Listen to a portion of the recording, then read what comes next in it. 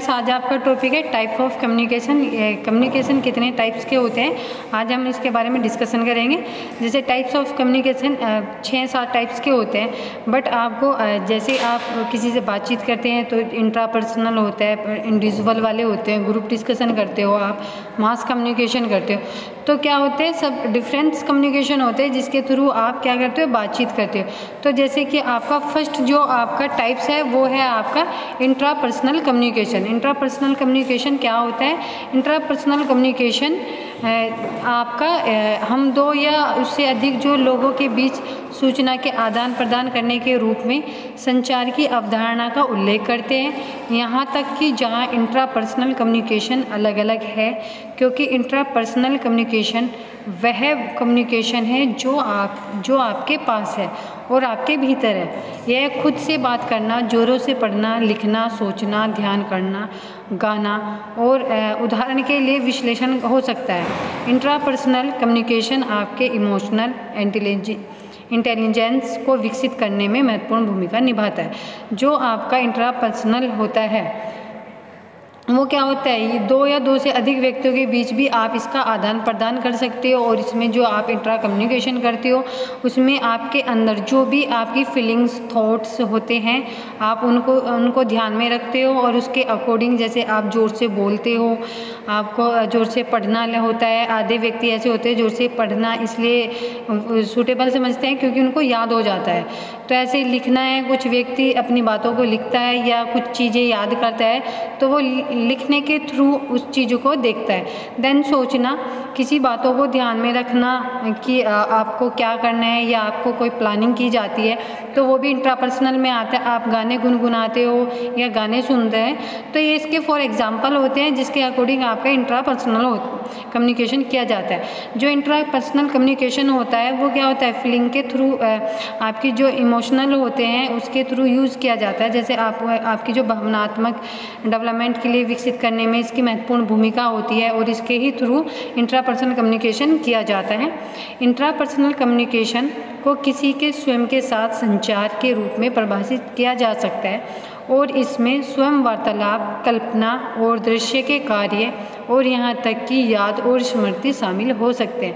जो आपका इंटरपर्सनल होता है वो कम्युनिकेशन जो करते हो स्वयं के लिए, मतलब अपने आप इंडिविजुअल जैसे करते हो, उसको भी वो परिभाषित करता है। देन उसके बाद जो उसकी वार्तालाप होती है वो स्वयं वार्तालाप करते हैं। कुछ व्यक्ति ऐसे होते हैं अपने खुद से ही बातें करते हैं दूसरों की अपेक्षा, क्योंकि वो अकेला रहता है तो व्यक्ति अपने से ही बातें करता है, इमेजिन करता है और सही गलत करने में अपनी बातों से ही करता है। कल्पना भी करता है, वो इमेजिन बनाता है कि कल मेरे साथ ऐसा होना चाहिए या मुझे यहाँ पे जाना है, मुझे ये देखना है और मुझे ये मिल सकता है। तो ये क्या होता है, थोड़ी कल्पना होती है कि आप इसको कैसे करते हो। दृश्य के कार्य, यहाँ तक कि आप कुछ चीज़ें देखते हो, किसी चीज़ को देखकर आपको क्या लगता है, आपको बातें याद आती है ना, और आप स्मृति में शामिल हो जाते हो। तो जैसे इंट्रापर्सनल संचार के कई सामाजिक कार्य करते हैं। आंतरिक मुखरता या स्वयं से बातें करना सामाजिक समायोजन को प्राप्त करने या बनाए रखने में हमारी सहायता कर सकते हैं। एग्जाम्पल के लिए, एक व्यक्ति तनावपूर्ण स्थिति में खुद को शांत करने के लिए आत्मचर्चा को उपयोग कर सकता है, या एक शर्मीला व्यक्ति खुद को सामाजिक घटना के दौरान मुस्कुराने के लिए याद दिलाया सकता है। इंट्रापर्सनल संचार हमारी आत्म अवधारणा को बनाने और बनाए रखने में भी याद करता है। जो आपके इंट्रापर्सनल होता है वो क्या होता है, एक सोशल वर्क भी होता है जिसकी आपकी मुखरता है या आपको स्वयं से बात करना है। मैंने बताया था ना, आपको स्वयं से बातें करना भी कुछ व्यक्ति की आदतें होती हैं, और उसका समाज में जैसे समाज के अकॉर्डिंग कुछ व्यक्ति ढल जाते हैं, तो उस समाज में कैसे वो एडजस्ट होता है, उसमें जो उसकी हेल्प, जो प्रॉब्लम होती है उसके सॉल्यूशन के लिए। तो ऐसा क्या होता है, कुछ व्यक्ति ऐसे होते हैं कि किसी टेंशन में हो जाते हैं तो वो खुद को शांत करने के लिए किसी एकांत कमरे में चले जाते हैं, या कोई शर्मीला व्यक्ति होता है घटना के जैसे मुस्कुराने के लिए उसको याद दिला सकते हैं आप।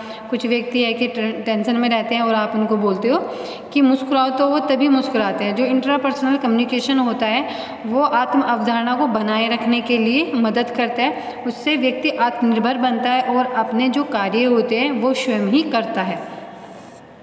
टाइप्स ऑफ इंट्रापर्सनल कम्युनिकेशन, जो टाइप्स ऑफ इंट्रापर्सनल कम्युनिकेशन होते हैं वो 3 टाइप्स के होते हैं।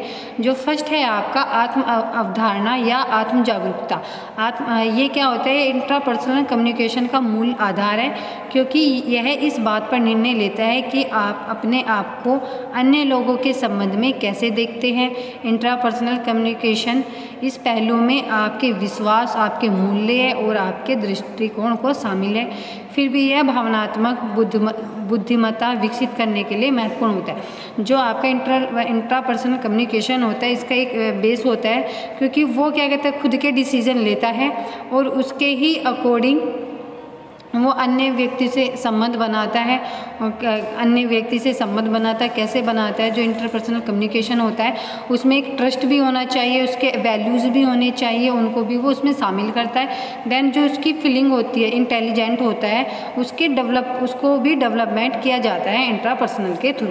फिर उसमें जो विभिन्न विषय पर आपके दृष्टिकोण पर आमतौर पर आपके जो मूल्य होते हैं उससे जुड़े होते हैं, और ये जो दृष्टिकोण होते हैं आपके वैल्यू पर आधारित होते हैं। जो आपके नियम हैं कि सही और गलत चीज़ों में क्या है, आपके आदर्श क्या हैं, मूल्य, आपके मूल्य विश्वास के आधार पर है। जो भी सही और गलत अच्छे बारे में आपके व्यक्तिगत दृष्टिकोण से बुरा या आदि। जो आपके विभिन्न विषय होते हैं आप उसके दृष्टिकोण के आमतौर पर भी देखते हो, जो वैल्यूज़ होते हैं उससे भी जुड़े होते हैं, और उन वैल्यू पर भी व्यक्ति आधारित होता है, क्योंकि उसको सही और गलत का डिसीजन लेना होता है, क्या सही है क्या गलत है, और उसके क्या आदर्श हैं, उसके क्या रीति रिवाज हैं, उसके किस बातों पर विश्वास के आधार पर जो वो कम्युनिकेशन करता है, तो इसे एक तरह का विश्वास होना चाहिए।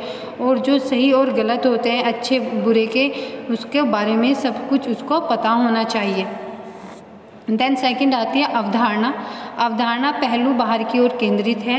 आप अन्य लोगों की कैसे अनुभव करते हैं, और सामान्य रूप से दुनिया आपको आत्म अवधारणा द्वारा फिल्टर की जाती है। आपकी जो मान्यताएं, मूल्य और दृष्टियों के आधार पर आप भिन्न मान्यताओं, मूल्यों और दृष्टिकोणों के साथ किसी अन्य व्यक्तियों की तुलना में एक ही चीज़ को अलग अलग महसूस कर सकते हो। यहाँ पर एक समय होता है या नहीं अहम चीज़ों को जनिंग जो मापदंड होते हैं उनके ढांचे से संबंध की तुलना में बेहतर प्रकाश का अनुभव कराते हैं।